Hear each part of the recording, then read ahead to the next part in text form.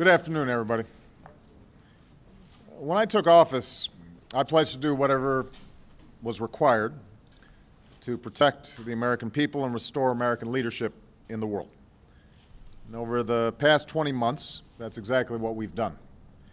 During this time, I've relied every day on the advice and counsel of my National Security Advisor, General Jim Jones. When I talked to Jim about taking this job shortly after the election, it was a difficult decision for him. He had just retired from the military, had a wide range of family obligations, but because of his patriotism, his dedication to keeping America safe, we were able to agree that he would serve. But he asked that he would serve for about 2 years. I am extraordinarily thankful that both he and his wife Diane agreed to make that additional sacrifice for our country. Today, as we approach that 2-year mark, I'm announcing that Jim has decided to step aside as National Security Advisor later this month, and that he will be succeeded by his very capable deputy, Tom Donilon. The American people owe Jim an unbelievable debt of gratitude for a lifetime of service. As a Marine in Vietnam, he risked his life for our country and was highly decorated for his courage. As Commandant of the Marine Corps, he led our Marines into the 21st century and won widespread admiration within the Corps and beyond. As Supreme Allied Commander in Europe, he helped the NATO alliance prepare for the new missions of our time. And given the multiple crises that we inherited, Jim has drawn on all of these experiences as National Security Advisor. The list of challenges that our country has faced these last 2 years is daunting. Since my administration took office, we have removed nearly 100,000 troops and ended our combat mission in Iraq. We've refocused on the war against al-Qaeda and subjected its leadership to relentless pressure. We are pursuing a new strategy that finally devotes the resources we need in the fight against extremism in Afghanistan and Pakistan. We've reset relations with Russia and signed a historic New START treaty. And after years of drift, we have built a broad international coalition to hold Iran accountable and applied unprecedented pressure through tough new sanctions. We have renewed the push for peace in the Middle East, charted a course to secure vulnerable nuclear materials within 4 years, and reestablished our leadership in the Pacific Rim while taking the lead in forging a response at the global level to the economic crisis. And in between, we've responded to a range of crises like Haiti and the floods now in Pakistan that are required from us as leaders in the world. In short, we've spared no effort to keep the American people safe while also repairing old alliances, building new partnerships, and restoring America's leadership in the 21st century. Through these challenges, Jim has always been a steady voice in Situation Room sessions, daily briefings, and with meetings with foreign leaders, while also representing our country abroad with allies and partners in every region of the world. At the same time, he has led an unprecedented reform of our national security staff here at the White House. Reflecting the new challenges of our time, he put new emphasis on cybersecurity, development, and climate change, and made sure that Homeland Security is fully integrated into our efforts.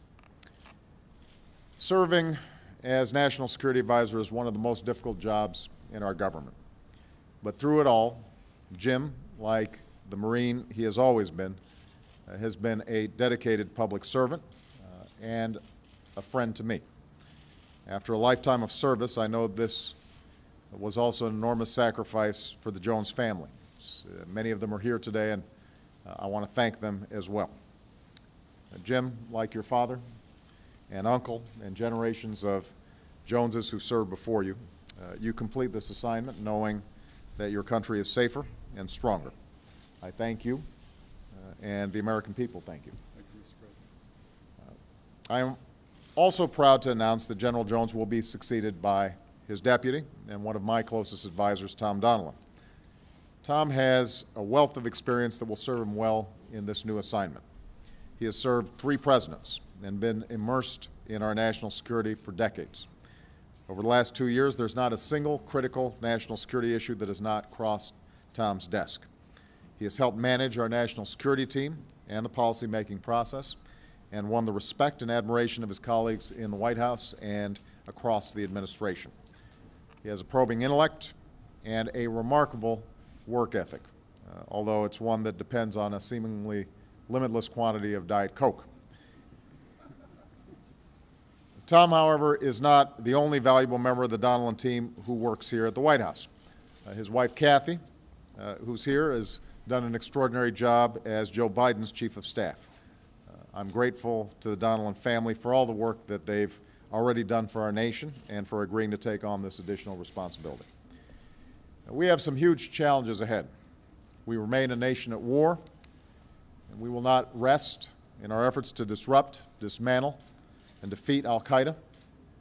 And above all, we are committed to forging the kind of American leadership that can shape the world in the 21st century, just as we shaped the world in the 20th. A world of greater peace, a world of growing markets and expanding prosperity, a world of shared security, a world where American leadership enlists the support of old allies and new partners while advancing the values that help keep us safe and make America a beacon to the world. That is the kind of American leadership that Jim Jones has always stood for, and the kind of leadership that Tom and my entire national security team will continue to work for in the years to come. So with that, I want to once again personally thank Jim for his outstanding service and offer the mic to him to say a few words. Thank you very much. Thank you, sir. Mr. President, thank you very much for your extraordinarily kind words and for your confidence in me these past 2 years. When we first met just a little over 2 years ago, I found it impossible to resist your invitation to once again serve the nation, and accepted to be your national security advisor. Another reason I did so was because I was persuaded that you were willing to take on the hard issues of our time at a very, very difficult moment in our nation's history, spanning the difference between two very different centuries, the 21st century and the 20th century. And I have enjoyed this assignment immensely because of this willingness to engage these difficult issues and to do the right thing for the country. And I believe that where we are today in the global playing field and how the United States is held in the esteem of the rest of the world is an accomplishment that I frankly find astonishing in such a short period of time. And Mr. President, we owe all of this to your leadership. And I thank you for letting me be a part of it. I would also like to emphasize that I've thoroughly enjoyed working with the Vice President, and I'd like to also mention that the First Lady and Dr. Biden have been an inspiration to all military families and men and women in the armed forces of the United States by the work they continually do to make them feel loved and appreciated in all that they do. None of this could have been possible, none of these achievements could have been possible without my teammate and friend, Tom Donilon. Tom and I got together just shortly before the inauguration, and we scratched out a vision for how we might best help the 44th President of the United States in fulfilling his demanding duties with regard to national security. We did it on a piece of paper not far from here. And for the last 2 years, it's been just a rare privilege to be working side by side with Tom as the national security staff for the 21st century and for the 44th president came to life. Tom has been an extraordinary ally. He is one of the hardest working human beings I have ever seen. And my only advice that I could give him is when he becomes a national security advisor, he finds himself a deputy just like he was to me. And I think his family will appreciate that quite a bit. So Tom, I do thank you. I admire you. You have been, the work that you have done has enabled me to do other things that are also hopefully important. But you've been the man that kept the trains running on time, and your energy and your dedication is without equal. And I thank you, and I wish you all the best. Thank you, Tom.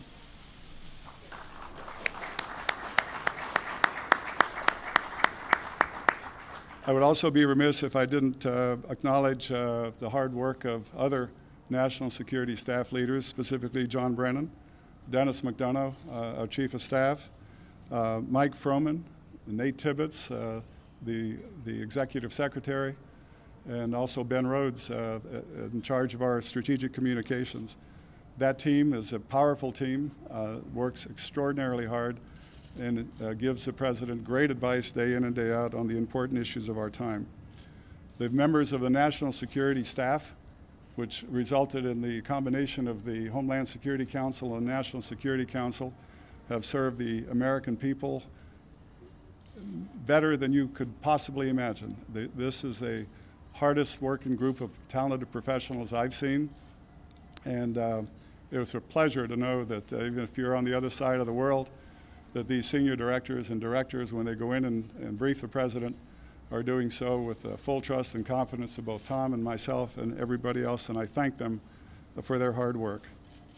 Lastly, to my family, my wife, my children, grandchildren, I want to thank them for their unwavering support for these many years, including these last two.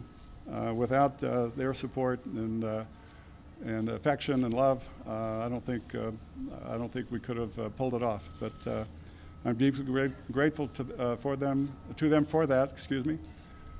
And lastly, I just simply could not close without telling you how much every time we do something in the national security arena, we think of our troops, our men and women in uniform, and their families, and the incredible sacrifice and example they set for us every day around the world. They are the future of our country. They are the future leaders.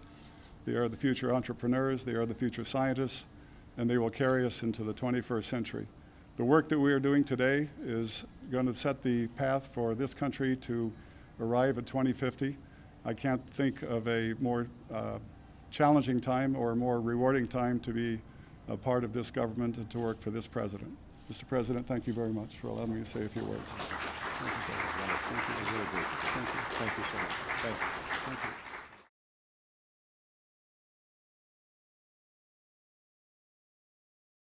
you. Asked that he would serve for about 2 years. I am extraordinarily thankful that both he and his wife Diane agreed to make that additional sacrifice for our country. Today, as we approach that 2-year mark, I'm announcing that Jim has decided to step aside as National Security Advisor later this month, and that he will be succeeded by his very capable deputy, Tom Donilon, Advisor General Jim Jones. When I talked to Jim about taking this job shortly after the election, it was a difficult decision for him. He had just retired from the military, had a wide range of family obligations, but because of his patriotism, his dedication to keeping America safe, we were able to agree that he would serve. But he, commander in Europe, he helped the NATO alliance prepare for the new missions of our time. And given the multiple crises that we inherited, Jim has drawn on all of these experiences as National Security Advisor. The list of challenges that our country has faced these last 2 years is daunting. Since my administration took office, we have removed nearly 100,000 troops. The American people owe Jim an unbelievable debt of gratitude for a lifetime of service. As a Marine in Vietnam, he risked his life for our country and was highly decorated for his courage. As Commandant of the Marine Corps, he led our Marines into the 21st century and won widespread admiration within the Corps and beyond. As Supreme Allied. Good afternoon, everybody. When I took office, I pledged to do whatever was required to protect the American people and restore American leadership in the world. And over the past 20 months, that's exactly what we've done. During this time, I've relied every day on the advice and counsel of my national security